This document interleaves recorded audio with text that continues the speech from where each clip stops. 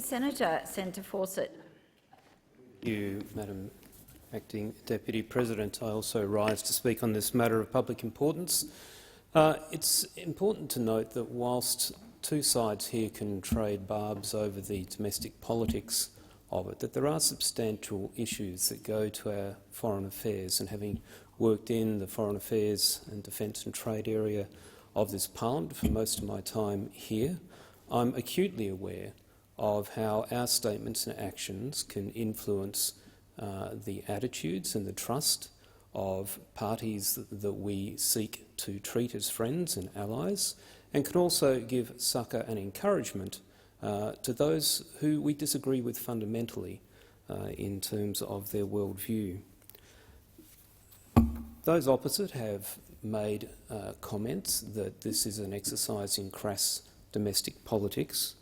but I would just like to quote some of the comments, for example, from Israel's Prime Minister, Prime Minister Lapid,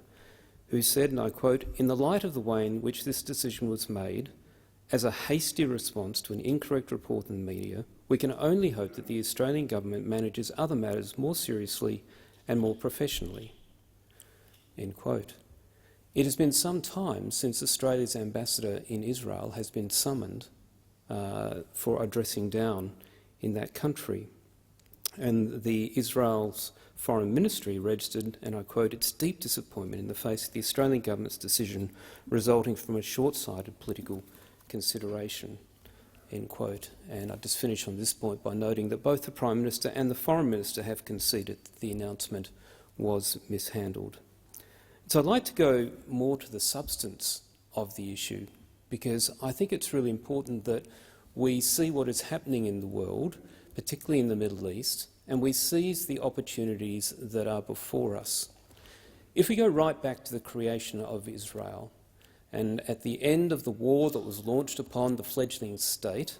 there was an armistice agreed between Jordan and Israel, which recognised that the city of Jerusalem was in two parts, the west, controlled by Israel, and the east by Jordan. When again the Arab states attacked Israel in 1967, at the end of that war, Israel had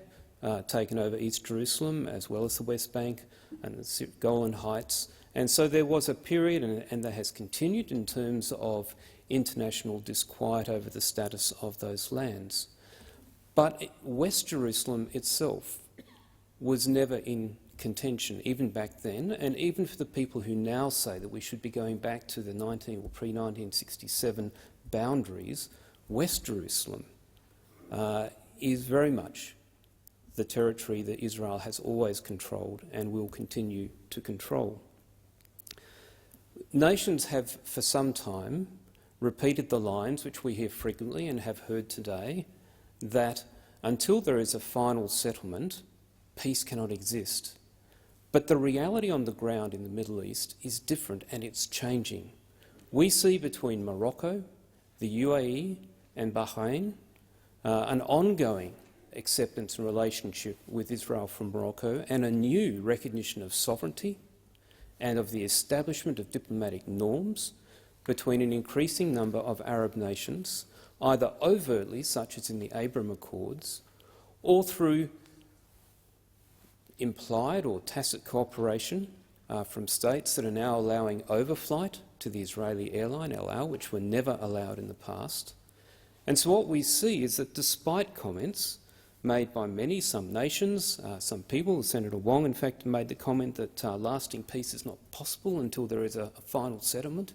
what we're seeing is that nations in the Middle East are increasingly saying, we want to look forward to how we can collaborate with Israel for the opportunities for all our people, and lasting agreements and recognition of Israel's sovereignty and right to exist are being established. Cooperative relationships in the area of security and commerce and sport and other things are being established. And to provide comfort to the recalcitrants within the Palestinian movement that said, both in 2000 and 2008, when under the Clinton and when President Olmert and Abbas met, and the Palestinians just rejected out of hand the offers of peace and haven't in a meaningful way returned to negotiations, Anything that supports that view of non-engagement with Israel will only actually seek to extend the conflict. Senator, your